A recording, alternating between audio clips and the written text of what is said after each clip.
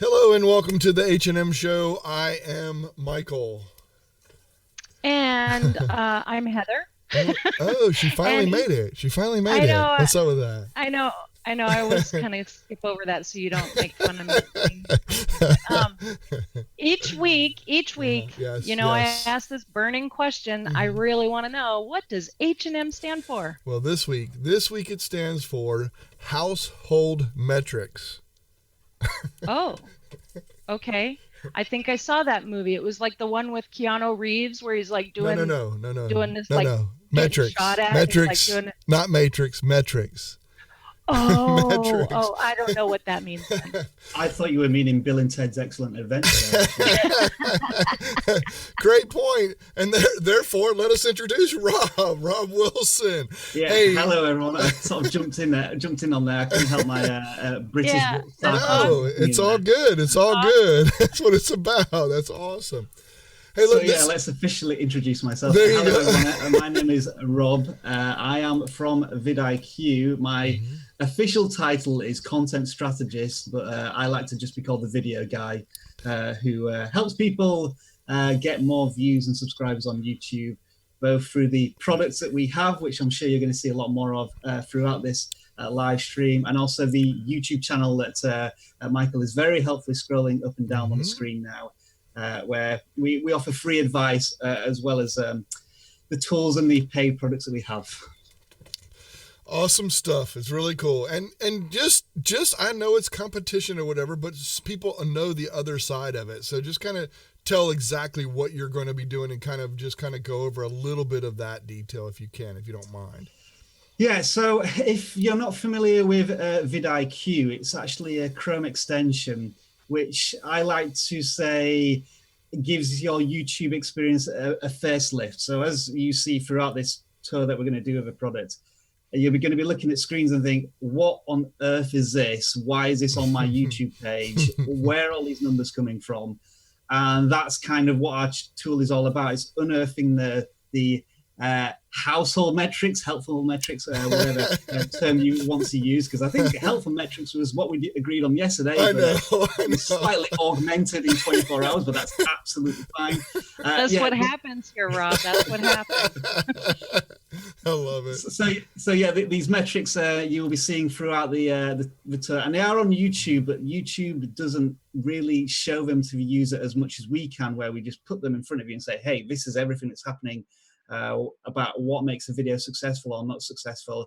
And then there are tools that we have to help you capitalize on those metrics, as well as looking at search terms. If you're passionate about a particular topic on YouTube, we have tools that will help you find your niche in that passion, because it can be, you may want to make videos about iPhones, but if you consider it from a YouTube audience point of view, there's probably channels with hundreds of thousands of subscribers, millions of subscribers who are making exactly the same videos. And how do you compete against those channels as a smaller YouTuber? And that's another area where we can help you find your small pocket of YouTube to then start to build your channel. Good stuff. Awesome. Excellent. Well, whenever you're ready, I'm ready. So if you want to get ready to kick into this, we can go right to that. And as you can see right here, I pulled up on my screen my one of my videos, so everybody can see that. And of course, you picked the best spot to freeze it in, so I appreciate that for my benefit. Thank you, Michael. And audience playing along, please feel free to ask questions. That's my part here, so I would be very, very happy if you would give me something to do, please. There you go. Ask questions. Yeah, so I think probably the best place to start is if you actually just go to the YouTube homepage. So if we just take ourselves away from a video, Yeah, sure. Yeah, just. I think that's a pretty intimidating place to start with that video scorecard. Okay. There we are. So that's a nice place to start. I think one of the first tools just to introduce you to, if you're a video creator, and this is personally one of my favorite tools on the entirety of vidIQ, and it's free, is if you can see at the top there, we've got these numbers. And these are like the metrics for your channel, like live stats. And thank you, Michael, for mousing over them. And it gives you like an analytical breakdown of how your channel is performing right up to the point that we're on now. So it's telling me that you have had 4 views in the last 60 minutes, presumably from the people who are joining this live stream right now. And you can see how the graph is spiking there, but it also gives you analytics going back for the last 48 hours, showing you've got 260 views, and also 7 days that you can see there. And if you just check those, there's a checkbox there. If you can just tick that, you can see that it'll start to add those numbers to your real-time stats bar at the top of YouTube. So what I like about this analytic, just to start with, is that it saves you going into your YouTube analytics all the time just to find out how your videos are performing, because I'm sure me, like many YouTubers, have like attention deficit disorder, where I just got to know how my videos are performing all the time. And this stats bar is on any YouTube page on YouTube once you have the Chrome extension installed. Now, another interesting thing also with the graph here is that, can you see that you've got a yellow number there? Yeah. I'm not sure if you're aware of this, but YouTube made some pretty drastic changes to the way you monetize your content back in January. They changed the rules from simply having 10,000 views to having to require 1,000 subscribers, which you do. You have 1,085 subscribers, as we can see, but also 4,000 hours of watch time over the last 12 months. So at the moment, if you wanted to monetize your channel, you wouldn't be able to do that, because you fall short by, as we can see, 1,000 and 1,300 hours. Correct. So this was a difficult metric to track, and this has been a huge thing for smaller YouTubers who are really keen to monetize their content. And so that's one of the latest tools that we added, which I just think adds a nice little touch to the real-time stats bar there. Absolutely. Can I interrupt for just a moment? There's a question from Roz. It says, does the YouTube account have to be a YouTube Red account? And I think that's because, Michael, you have YouTube Red. I did. I signed up for the 4 months free of YouTube Red that they had. So no, this is not attached to YouTube Red whatsoever. This is like an independent Chrome extension from YouTube, so you can install it whether you're on YouTube Red or any other paid services that you might have. No, it's not YouTube Red exclusive. We are an independent company from YouTube. But it works with it, huh? Yes. I also just want to mention as well, the fantastic thumbnail that you have for me of my cartoonized version, which makes me look absolutely terrifying. So I do hope I haven't scared too many people away from this live stream. I did see it when you first posted it. I thought, I want to do a better one than that, but I've been traveling for the last couple of weeks, so I haven't been able to fix it. But that's just reminded me of, I look as if I've been sucking on the blood of somebody. A vampire or something. There you go. Sorry to interject there. So good. It's all good. No, it's good stuff. Yeah, I do those really quickly and just put them up there just for fun, and we have a good time with it. So there you go. Yeah, so that just basically, so all these basically are just kind of telling you what you've done in the last, whatever time increments you have listed there, correct? Yeah. We picked some of what we think of the most popular metrics from your YouTube analytics and put them there front and center, so you're not having to constantly check the analytics page of YouTube. And you may also see on the left-hand side there's a couple of tabs that we've added, competitors, trend alerts, and most viewed. We'll look at them in more detail later, but it's just to show you again how we're adding tabs and buttons to YouTube as you go through the experience. Okay. Go into my channel now? No, the next thing we're going to do is we're going to look at a search page, because before any YouTuber really creates any content, they need to have a clear understanding of whether there's a potential audience for that content and how other YouTubers might be successful in that area. So I want you to put in any search term in YouTube that you might search for that you're passionate about, Michael, whatever topic that might be. All right, so let's just try. That should bring up some interesting VidIQ. All right, so how about like just something about OBS? Yeah. Tutorial or something. Yeah, OBS tutorial. That would be absolutely perfect. Okay. There we go. So what you should start to see now is we've got this big panel on the right-hand side, which is giving you a lot of information about the most popular videos. saying that the highest view video here has 6 million views.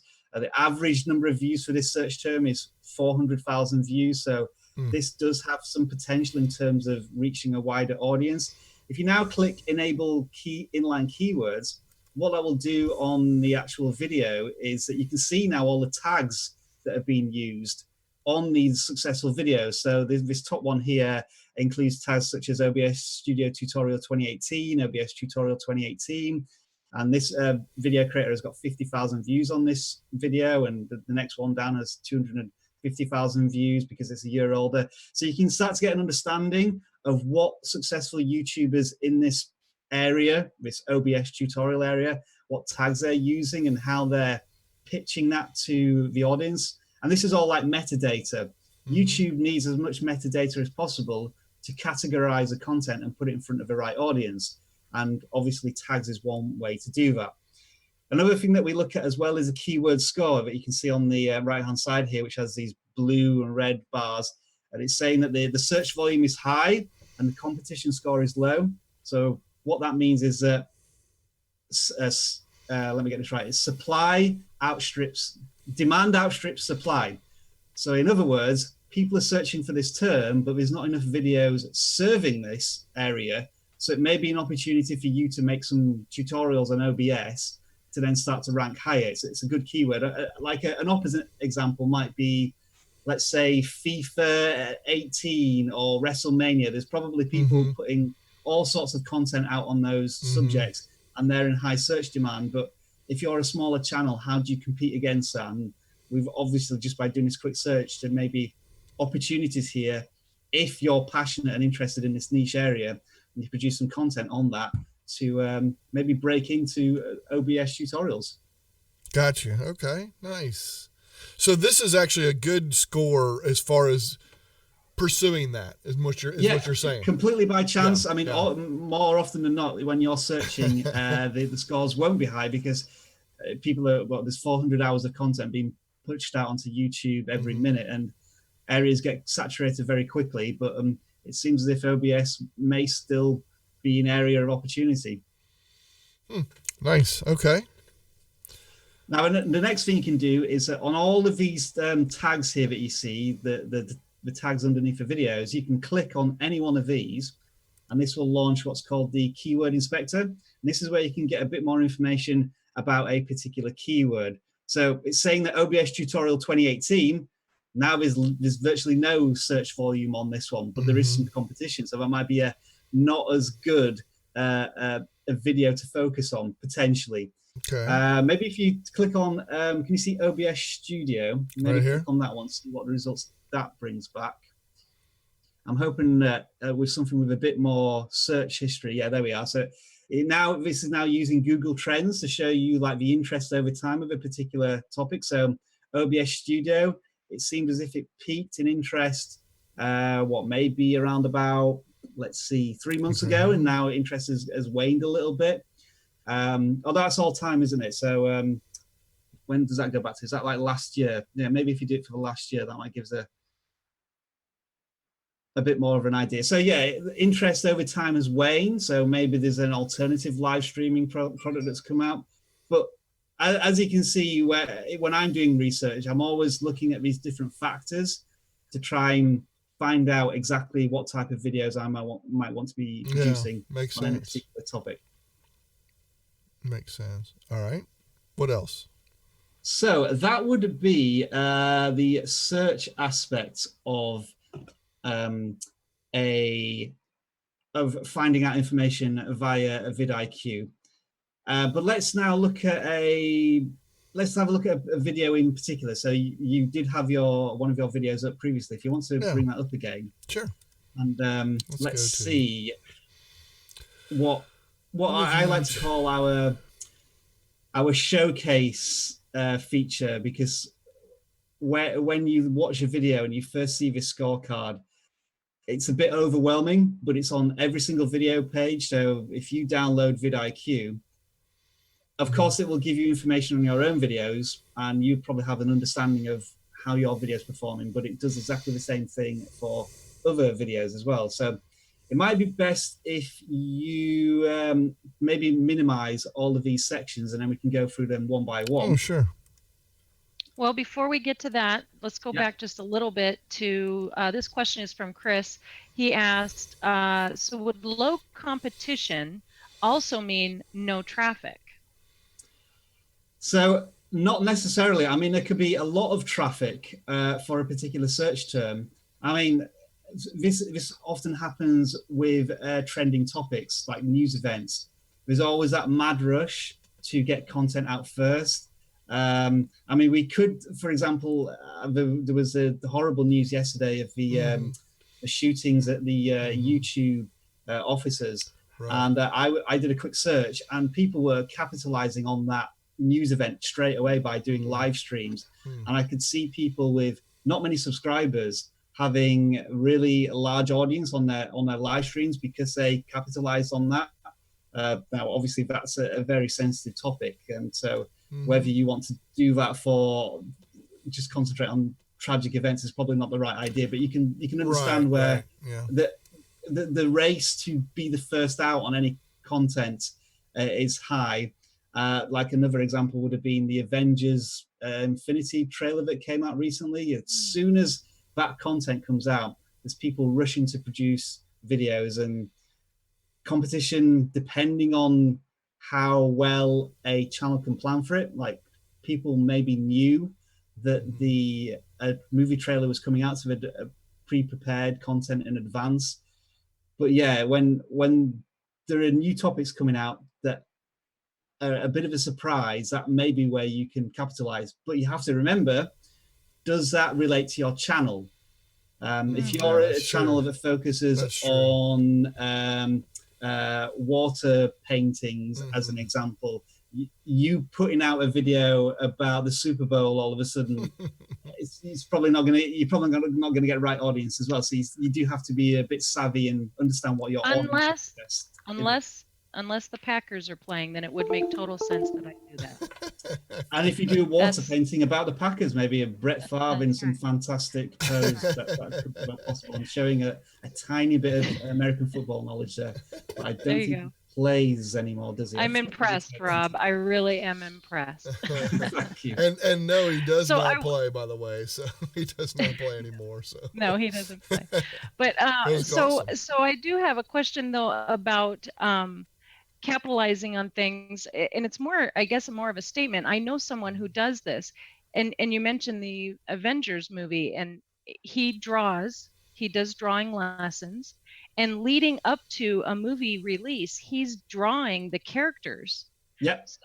So he's capitalizing on that hot topic that's coming out. Meanwhile, the Avengers and the Marvel entire series, they're doing all their advertising for him, basically, because every time you see it out there, it becomes popular, which then he's on trending topic, right? Exactly. But the key thing there is that he's using his skills, and his channel is probably based around what was it, drawing? Drawing, yeah. So it's what you might call trend warping. You're taking a popular topic. At it, yeah. Yeah, you're taking a popular topic and you're making it work within your area of interest, and that's absolutely one way to go about it. Very cool. All right. Well, I'm showing the channel now, and I shrunk all those down as you suggested. Do we want to go to the overview part, or where do you want to go first? So yeah, I mean, just imagine this is what you would usually see on a YouTube page without vidIQ. You'd see the suggested videos, you'd see comments. You'd see how many views the video's got and how many likes and dislikes it's got. Well, this is where we can tell you a lot more about any video. So, yeah, Michael, if you want to extend the overview first. Now, probably the key metrics to look at here are views per hour, because this will tell you the video's velocity. I mean, you may have a video that's got millions of views, but when was that video published, and is it still popular? Trending videos tend to have a high video velocity, or evergreen content. That's videos that are published years and years ago, but still get views because the content is still relevant, whether it be how to get more YouTube views, how to unblock your toilet, those things that people are always going to want answers to. Right. So video velocity can be very important, especially on trending topics to find out really how popular is a video right now. Another thing to look at here is average view time and duration. So we can see that this particular video has got a view duration of 50%, which is a good measure of the video that people are watching for at least halfway through. And so, again, if you're wanting to look at content that's similar to what you might be interested in, you might want to watch other people's videos and sort of look at the strategies that they're doing in their videos. Like, why are people continuing to watch this video for whether it be 60% or 100%? What's the success behind that video? And also, you can find out here like how many subscribers subscribe to a channel through this video. In this case, it's 2. But your hero content, you'll probably find that it has a lot more subscribers, and you can look at this on your own channel or other people's videos and say, right, this video brought in a lot of subscribers for that channel. Maybe I want to look at this content and try and emulate it in some way. Alrighty, next. So that would be the overview section. If you want to expand the social section now. Okay. It's probably this best. is the part I really like. It's probably the best if you leave them all expanded, and then okay. At the end you can see sort of how much of an impact it has on the channel. Yeah, so we had a little bit change of the social section recently because YouTube wanted to change our metrics to stay compliant with them. But you can see in a snapshot the like ratio. So congratulations, you have no trolls on your video at the moment. You got 16 likes and nobody's liking it. The number of comments, number of times it's been shared, total engagements, and we're judging that as you have incredible engagement on this video. So again, this is something that you can look at and say, why is this video having high engagement? Is it because the video creator is asking questions on the video, or they're engaging the community that's watching the content in some other way? And we'll also look at other social media shares as well. Like if you authorize your Facebook account with VidIQ, we can tell you how much engagement it has on other social media platforms, and you can see Reddit there and others. So it's a really good way to find out if your content is spreading across the internet beyond just YouTube. Yeah, just YouTube. Yeah, and if you scroll it to the top as well, you should see some tabs. So if you click on the Twitter one, that will also show you who shared your video as well. Oh, nice. Which is pretty cool. I think it shows you the last 10 shares of a tweet. So if there's anybody who you recognize who's sharing your content, or somebody famous maybe who's sharing your content, you'll be able to get a quick snapshot there. And there are other tabs there as well for more information that you can look at. But we'll stick to the main scorecard for the time being. All right. And next one is SEO, which do we all know what SEO stands for? Quick quiz there. Search engine optimization. Woohoo! Yeah, you're absolutely correct. Okay, so I didn't know I would be fired. Me too as well. We can both go down to a job center together and find new employment. So SEO, search engine optimization. If you think about YouTube, like you can create the best content in the world, but YouTube can't rate content. YouTube doesn't watch your videos. YouTube looks at your titles, tags, and descriptions and tries to service that to the right audience through those means. So if you also expand video tags on here, Michael, now, we should be able to start to look at what's behind your video. So here we have some of the tags that you're using.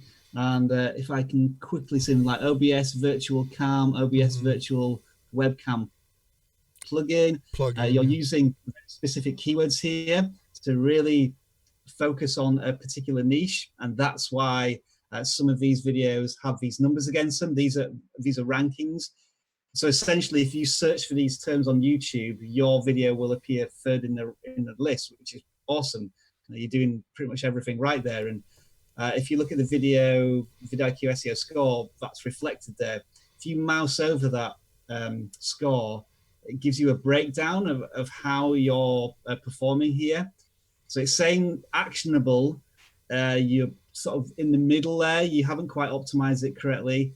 One of the reasons might be you've not used enough tags, because you have a 500 character limit on tags. So maybe you want to add some more tags to really narrow down the content of your video. Tag volumes, you've got 0. What that means is that you're not using any tags which have a high search volume. So it may be that you need to include search terms such as live stream tutorial, which might have a more of a broader search term than just OBS. Okay. So these are sort of little guiders and pointers to help you, give you the best opportunity to make your content as searchable and discoverable as possible. That doesn't mean that it's guaranteed success, because we get a lot of people saying, hey, my actionable score is 50 out of 50 and my video still only has 20 views. Well, again, that goes back to YouTube Right, and how much content that's put out there. But at least you have that marginal gain versus somebody who hasn't optimized their titles, tags, and descriptions. So yeah, we're always trying to grade your content as well as possible to give you the best advice. Other things you'll see on the SEO score is this 7 out of 20 score. That's creator suggested videos. So if you're optimizing your videos correctly, what you should find on the right-hand side or the suggested video column is 7 of the 20 videos on that column are actually your videos, which is excellent, because the majority of views or the traffic that comes to your content is through search or suggested.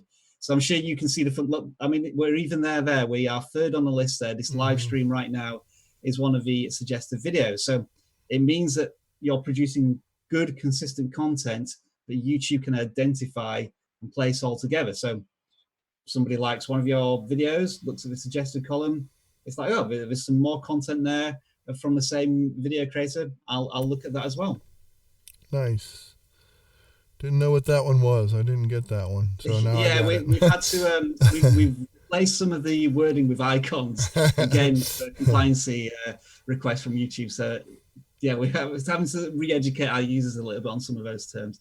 But if there's any other numbers on there on the SEO score, if you're interested in, I'm happy to describe them. But I think they're pretty much self. No, those ones I get. I just wasn't sure on that 7 to 20, because I saw that earlier and I was like, I don't know what that is. But anyway. And the number one is like referrers link. So I think there's one place that's probably been referred to, which is does that Twitter? Yeah. Well, you post a tweet, so yeah, Geeks on Tour. So if you now extend channel, okay, this is probably more useful for channels that aren't your channel, because I'm sure you'll have a fairly good idea of how your channel is performing. But it gives you a snapshot breakdown of like, well done, Michael. You're 30% up on views on the last 30 days, if I can see that properly, and your subscriber counts increased by 25% as well. So the things that you've been doing in the last month are going well, and we try and rank your channel against all the other channels that we have in our database. But yeah, that would be something where you would be interested to know how maybe a competitor is performing. Nice. Excellent. I like that. And then the final tag is channel tags. You can add tags to your entire channel if you're about a particular topic. So in your case, it might be OBS tutorials, or it's like tech tips, Hangouts, and there you are, OBS live streaming. And so again, this is just all information that we can glean from any YouTube video and make it available to a user. Okay, excellent. Are these channel tags, are these based on, are these the ones that I have?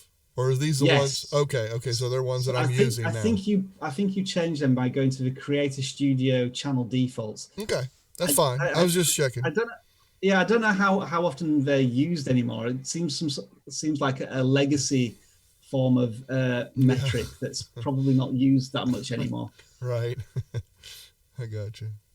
All right. But nice. Yeah, I mean, you can see now how, so with all of these metrics on screen now, and as I say again, you could put any video on YouTube and it will bring up this information. So maybe we should bring up some real. So let's look at the Avengers Infinity Wars trailer, and let's just have a look at the metrics on that and see how they're different to your channel. Avengers Infinity. All right. Well, while he's going for that, I'm going to ask a question here on behalf of Chris.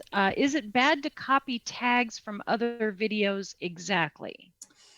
The answer is yes and no.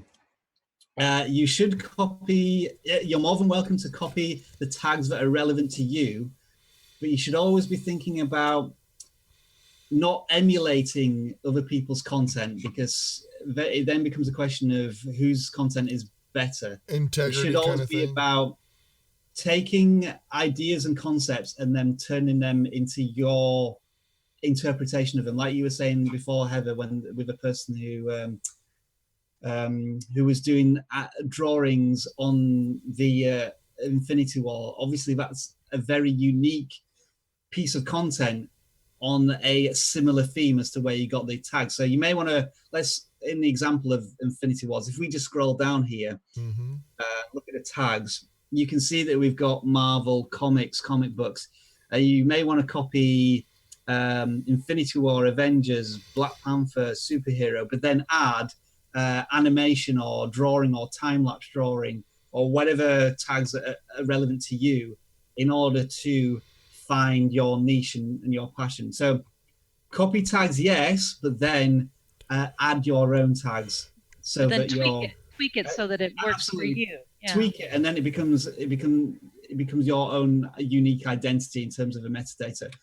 But by copying some tags, it means that your YouTube's able to connect similar content together. That's awesome. He asked another question, if you don't mind. Yep. Is adding a name of a channel as a video tag a bad idea? As long as it's your, if you're adding your own channel, that's fine. And you may even want to add like catchphrases like VidIQ. One of our taglines is more views in less time. So we have VidIQ. Another tag is more views, less time. So we rank #1 for that. And if we reinforce our channel tag, it means that if anybody searches for VidIQ, then hopefully our videos are at the top of that search term. One thing you shouldn't do is just use other channels' tags in the hope that you might somehow latch onto their content. Like if you think that using a Logan Paul or Casey Neistat tags and the content has nothing to do with those people, if you think that's going to benefit you, that's not going to work. And I think it's against YouTube's terms of service. If you were doing maybe a biography on one of these people, like I think we did a video on how Logan Paul became so successful, we did include tags about Logan Paul, but we also included tags about the top 10 things, or I think the video was 10 things why Logan Paul is so popular. So we use some tags about Logan Paul, but we also use tags about VidIQ. We also use some tags about the 10 top things and sort of a list aspect. So again, it's making sure that all the tags are relevant to your content and that you're not just trying to copy somebody else's tags. Got it. Yeah, we still have, this is great because they're having lots of conversation up there. So let's see. Gord asked, are channel tags relevant? And then along the same line of tags, a little bit discussion about titles and tags and things. But Bill also asked about the order of tags. So channel tags relevant, and what about the order of tags? So yeah, the order is important. Yes, I've recently took the new YouTube certification, and I think for the first time it mentioned in some of the guide that the order of the tags is very relevant. So when you want to really focus on a particular topic, you want to front load your tags with the ones that are most specific to your content. If I put it into my experience, before I was at VidIQ, I used to run a channel which was devoted to a very specific tech issue of how to screen record your iPhone. So that as a tag, how to screen record your iPhone, was the one that I pretty much used at the beginning of all my tags because it was very specific. And although not a lot of people were searching for it, there was enough people for me to have an interest in that area. So my tags might be, in a typical example, how to screen record your iPhone, screen record iPhone, iPhone screen record. So I'm just thinking of all the different variations of that very specific topic. That, yeah. And then I may broaden my tags as I go further down the list. So I might have maybe iPhone tutorial or iPhone X or something along those lines. But yeah, front loading the most relevant and specific keywords and doing those keywords in slightly different variations is considered best practice for optimization. Excellent. I will say, and I was going to ask this question, so thank you, Gord, for asking this. If you have a guest influencer in a collab video, is it cool to include a tag, basically that person's name? Yeah, absolutely. I would definitely do it in that sort of video, because the guest collab is in your content and it's probably front and center on that content. So I would have no issues with it. I mean, maybe one of the things you would do with this live stream is include the tag VidIQ Vision, and or how to get more views, tags that are related to what we're talking about here, as well as me as a collaborator. Excellent, thank you. Yeah, that's awesome. That's good stuff. So as you can see on this video, things change a little bit here. That it's got a VidIQ score of 100 out of 100 because it's got 55 million views. You can see here that there's maybe still some room for optimization improvements, like it's only got a score of 62. Is 55 million views good for the trailer to the biggest movie release of this year? You may argue potentially not. So maybe they could add some more tags there. It can get a little flippant here when we're talking, because we've gone from one extreme to the other with a video a couple of hundred views to one with 55 million views. But you can just see there how the metrics are changing, but still showing you effectively the same background information. Yeah, that's good. It's fascinating to see these larger viewed videos under the microscope like this, because sometimes it really is the content that gave them the amount that they have there. But imagine if they had someone on their side like you to help them get through some of that behind the scenes stuff even better. We'd see massive number changes. Yeah, that would be kind of cool. You'd be surprised actually how often we're approached by agencies who work for fairly large companies, and they say, what is VidIQ? And the question we ask is, have you got a YouTube channel? And they'll say, yeah, we created one a couple of years ago, but we don't really do much about it. So there's lots of businesses and brands and agencies who still haven't cottoned on to the fact that billions of people watch YouTube every day, and they're not, and they may have a YouTube channel, but they're still not thinking about how to capitalize on it. I was at VidCon Europe 2 weeks ago now, where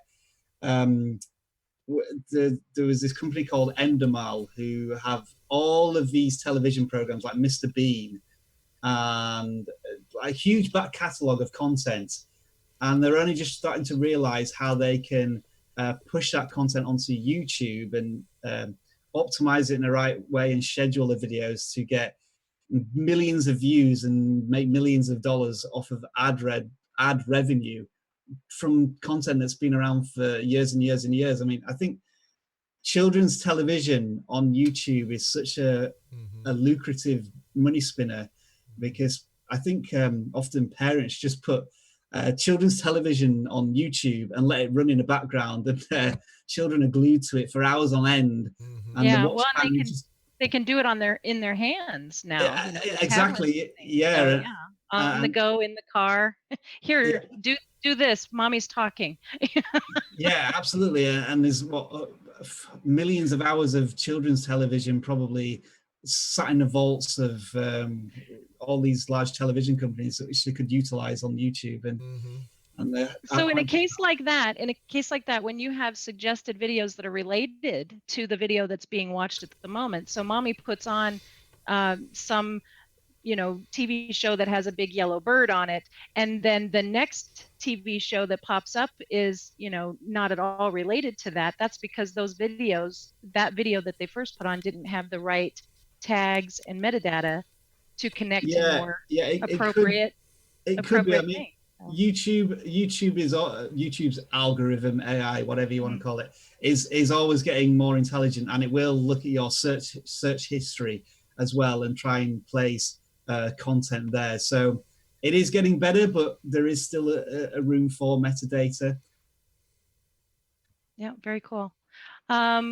Yeah, this is all very interesting. I don't know how much more of your list we can get to, but I definitely had one more question from Eileen before, and this might be a good segue. I don't know. You take it how you want to, but Eileen says she's been using VidIQ for years, so thank you for that, Eileen. And are any new features on the horizon?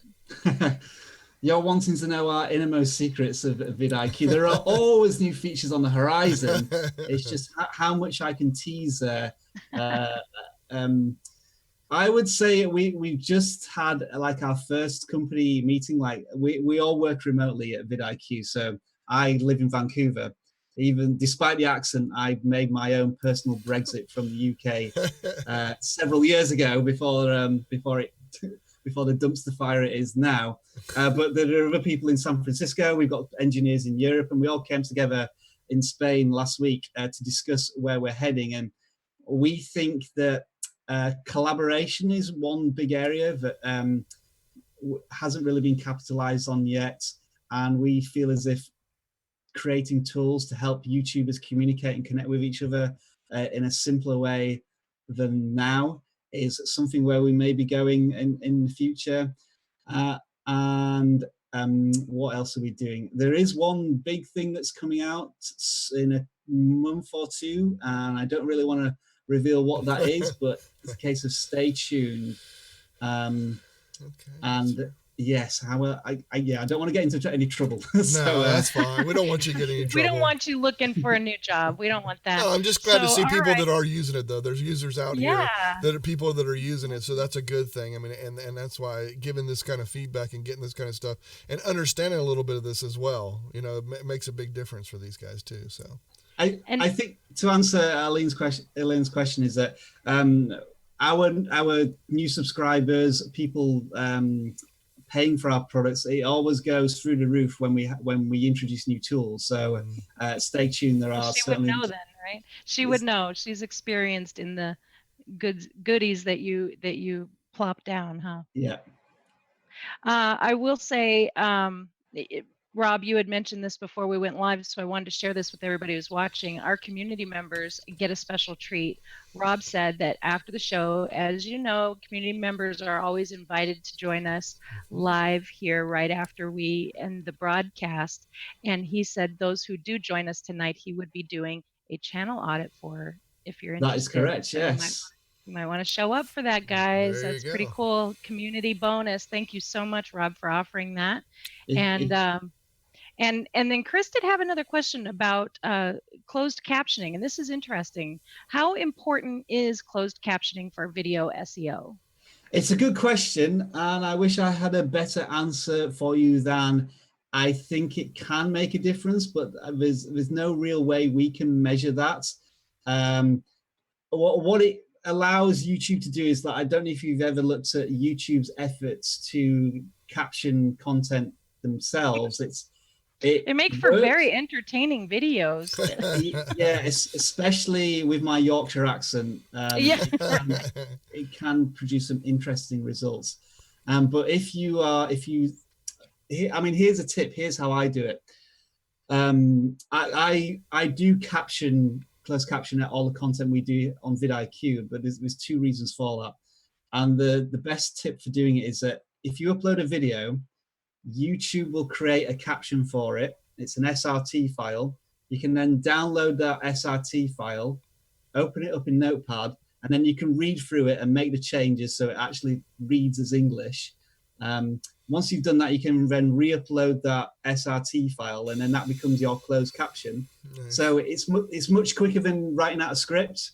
It's almost like YouTube will do a 75% of the script for you, and then you can maybe the alterations. When I do it on a 10-minute video, it usually takes about 15 minutes to do that. But the advantage is that once you have that SRT file, You can then, you can edit what I and do whatever you need to do. I then add it to my videos, and then I can upload those videos to Twitter and YouTube natively. And it means you've got subtitles on your videos, because of course, when you're looking at Twitter and Facebook videos, they're always played silently to begin with. So then at least you have the subtitles at the bottom. I don't know if you've ever heard of somebody called Gary Vaynerchuk. He's always posting videos on Twitter which have big, huge subtitles on, and having that SRT file, which YouTube does for you, is quite an advantage. And that's nothing to do with VidIQ. That's just one of the things I do as part of creating my video content. So the original question was, do captions help with SEO? And I think it allows YouTube to scan your keywords in your captions to, again, maybe add to the metadata. But how much of an influence that has, I don't know, to be honest. I would probably say it has a marginal effect. So if there's a case of diminishing returns, it probably takes 20 to 30 minutes to sort out those captions if you're doing it for the benefit of getting captions. So how much of a benefit is there? But you may also want those captions to then translate into other languages, if that's something you do on your well, and it just might just add value to your video in the sense that there are people who are specifically looking for those, and if it's not available and you're providing it, then that makes you a little bit more valuable. So yeah, we do have quite a diverse audience on the VidIQ channel, so at least there's something to work with there with captioning. Yep, very cool. All right. We want to go a little bit. I mean, we could go a little bit longer. That's fine. If it's up to you, if you have more or what you want to go into touch on a couple other things, we can. But I mean, people I think are enjoying it, and it's bringing up conversations. So you tell me what you want to do. Yeah, I mean, I'm just having a look at. We all put together a Google Keep document here just to try and work out what we need to cover next. And I think what's probably best is if we look at one of your videos next. Okay. We'll sort of jump a little forward in this document, and show you what you've seen so far is some of like the passive tools that we have on VidIQ, where it can help you with research. And what you've probably seen so far of VidIQ is maybe 10% of the tools that we have in total. What I want to show you now is how we can actually actively help you optimize a video when you upload it. So if you want to maybe see the video with 400 views, that's probably a good one to look at. Right here. If you click on the edit button. Oh, I'm sorry. Didn't mean to. That's okay. I'll go back. I'll hit edit. All right, edit. Yeah. Oh, that's 100 views. Hold on. Let me go to the 400 one. There we go. Okay, edit. Now, obviously, when you're uploading a video to YouTube, this is like the crucial moment. Like, you've spent hours and hours creating content, but again, the pitch, selling this content to YouTube is just as important. And this is where we try and offer help through the upload checklist that you see here, and it tries to tell you things that you need to remember to do when you're uploading a video, such as include cards, an end screen. We've just been talking about closed captions here, Michael, and you haven't done it. Come on. And he said it's so easy, so you're going to be doing that after the show. There you go. But other than that, you have you're pretty good on your checklist there. Obviously, you can't monetize your content due to the size of your channel. Yeah, not yet. And this is where it will start to give you information on your SEO score. Before your video goes live, the maximum score you can get is 50 out of 100, because those are the actionable things that you can do. And again, it's looking at your tag count, that maybe you need to add a few more tags. Tag volume's a little low again, but on other aspects, you're doing well, that you have keywords in the description, you have keywords in the title. Triple keywords is you have reinforced your keywords in the title, tags, and descriptions, but you may want to add some high volume tags if you wanted to. Another thing we have here, again, a big topic with demonetization, is the controversial keywords checker. I've just spent this morning going through some new controversial keywords that we have, And let me say that I have had Urban Dictionary open for the majority of this morning, going through some rather colourful language. However, it's surprising what you may find will cause a controversial keyword. So if you just put in your title, maybe write the word shoot. This is a fairly safe word to use, but if you just type, maybe you can type shoot in either the tags, descriptions, wherever. All right. And hopefully what that should do, like that, and then press enter. You can see now that it's added it as a potentially controversial keyword. Now, this doesn't guarantee that the video will be demonetized, or it will say that it's not ad unfriendly, but it has the potential to cause that. Now, obviously, there's much more colorful language that may definitely cause your video to be demonetized, but this is saying that you might have a title that says how to shoot the perfect drone footage, and that's perfectly innocent to you, but YouTube's AI, the algorithm, may interpret it in a completely different way. So if you're thinking of how you can shoot down drones, and that's going to be a lot differently taken. Yeah, exactly.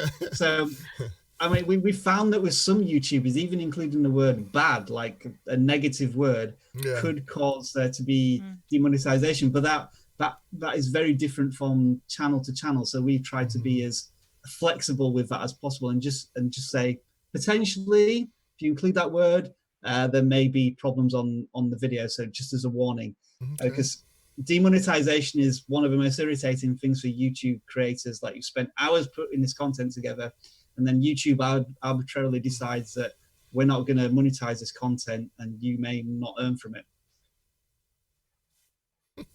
Wow, that's valuable. I like that you're showing us that it's actionable. It's not just, here's a bunch of arbitrary information that is important. I mean, I shouldn't call it arbitrary. It is important, but you're now saying it's actionable. Here's some things that can happen, and it in action changes as I put the words in or make changes to those things. So that's pretty cool. And one other thing, I love that you've got it color coded.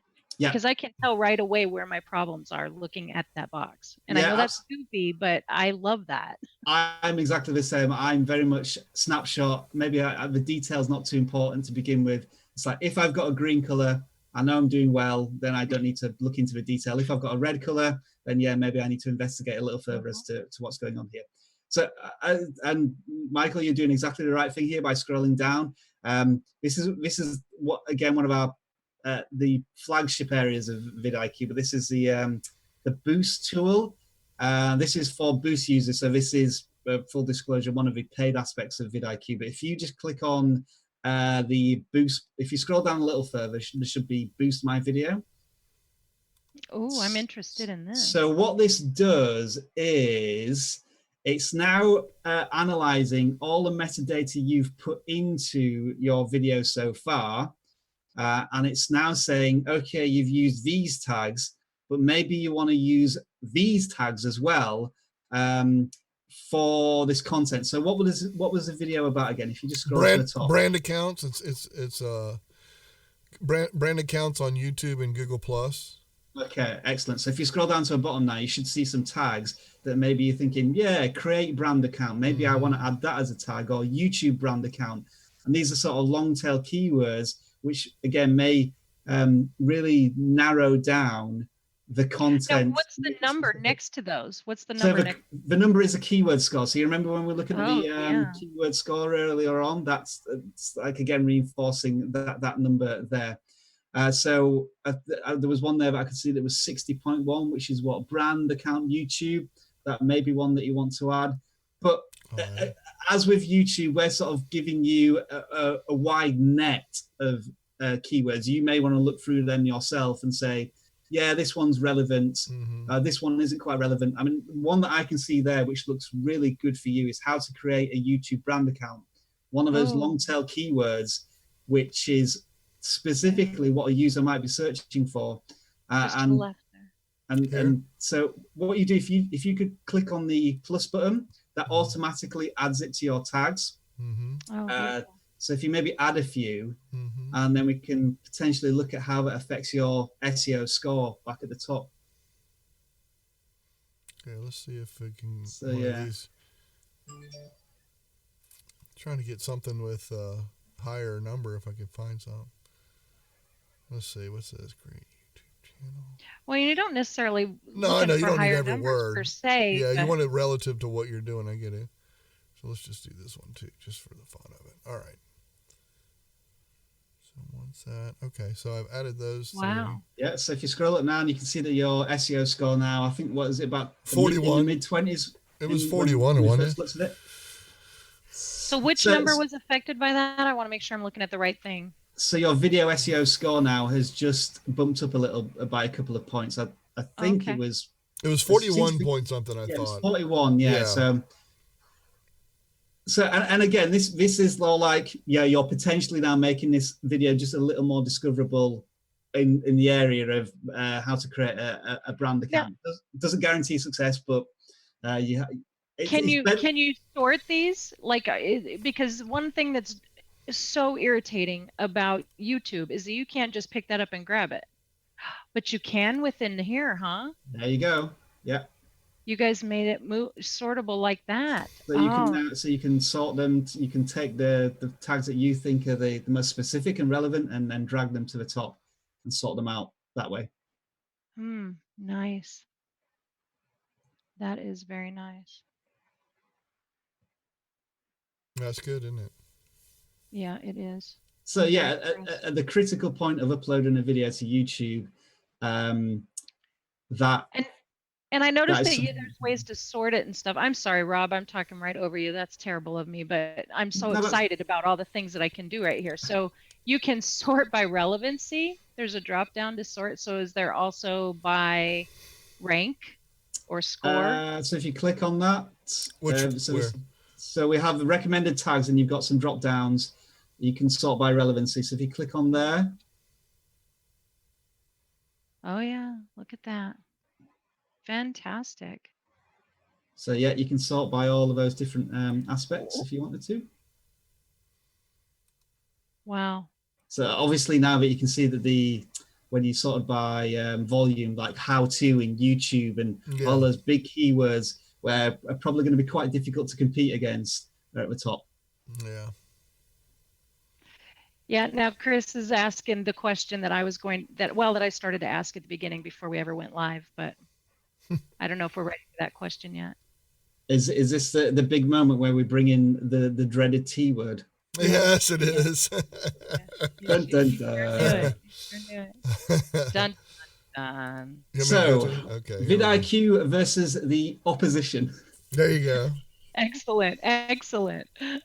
So, well, what I would say is, if you're looking at this boost tool now, we think that the algorithm and the secret sauce that we put into this tool is far in excess of anything that TubeBuddy currently has, and we've just brought on board somebody called Jeremy,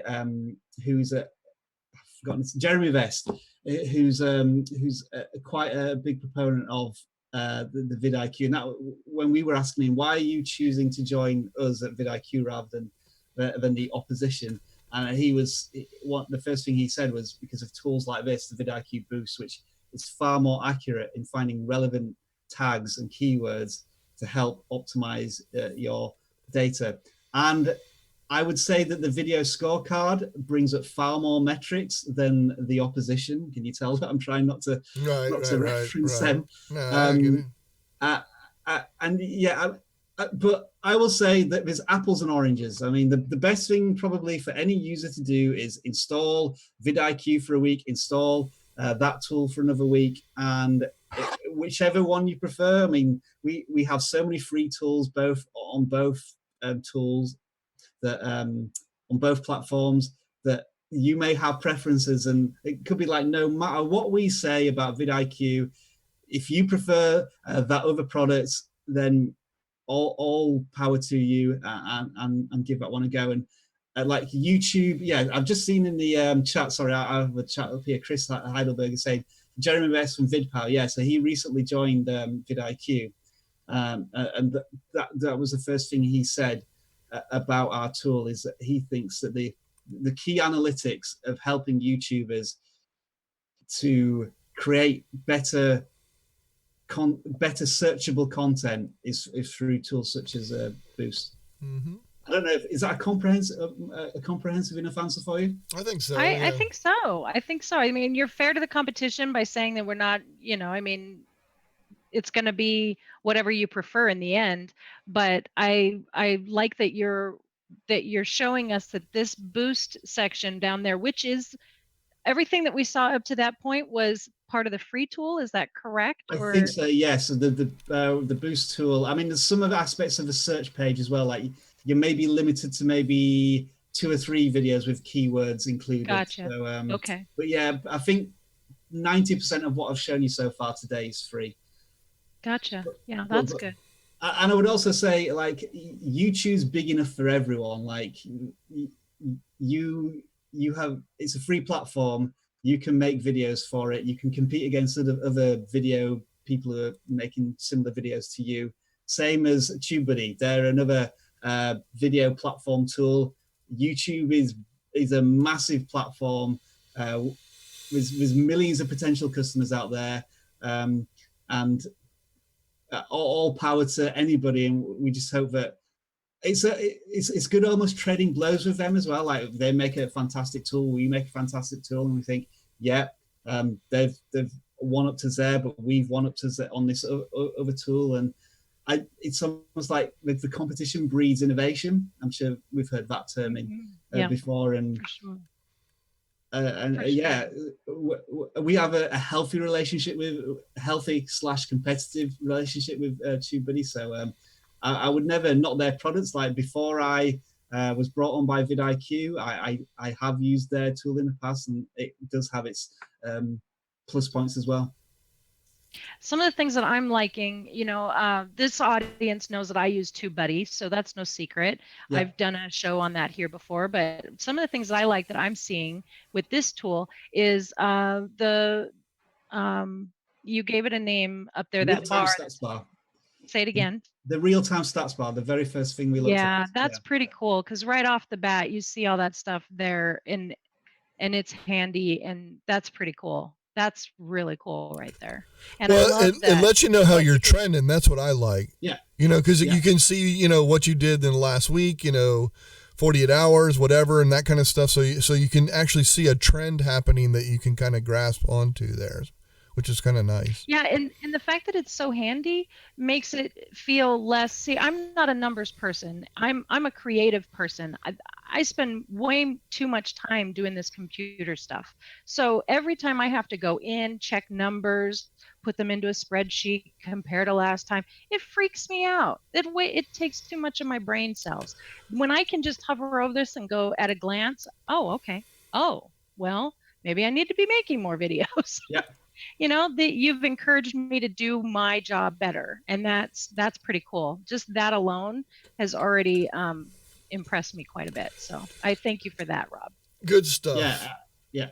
Good stuff. Let's let me kick into my end of it, because we're right at the hour mark and stuff like that. And folks, look, like Heather said earlier, join the community. It is a paid for community. We have a paid for community, so you can come into the paid for community. Once you sign up, we will allow you in, and what we will do is anytime you do this or come to one of our sessions that we do, the H&M Show, you're invited in afterward. This is part of the benefits that you get for this kind of thing. I know Chris was on our show, and he was in the audience tonight, and he was on our show, and he offered some stuff as well. So it's stuff like that we encourage people to join the community. Yes, it is $10 a month. But I'm serious, for what you get and the value and what it brings with people like Rob. And Rob, thank you so much for coming, by the way. But let me kick in, before I say goodbyes and all that kind of stuff, let me do Tech in the News real quick, and then we'll sneak a peek in next week. So let me get to that section. We'll knock that out real quick, and we can always come back and chat and say goodbye and thank you, all that kind of stuff. So let me go to Tech in the News real quick.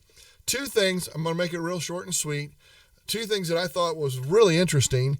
Linking work, but contacting Google. Google looks nearly ready to link Duo with your Google account. So now, from your contacts section, Duo is going to be included now. That's really strange because I know a lot of people that use Gmail and they have contacts, and now, all of your Google contacts, if you have a Google account, you have Google contacts, they will now be linked to Duo, which I thought that was really interesting. If you guys use Duo, throw it in the comments out there if you use it or don't use it. I know, we used it yesterday, as a matter of fact. I know, Heather. But I just wanted to get your comments and feedback out there if anybody does use it. I'm just curious. And this one is really cool. I thought this was really neat seeing this. It says Intel is bringing its most powerful Core i9 processors to laptops. That's just crazy. So they're trying to make that faster and faster and faster. I swear to God, pretty soon we'll be at i9000 or HAL 9000 or something. I don't know, whatever that is. Yes. Thank you, Hal. That's right. That's exactly right. So let's real quick take a sneak peek at next week.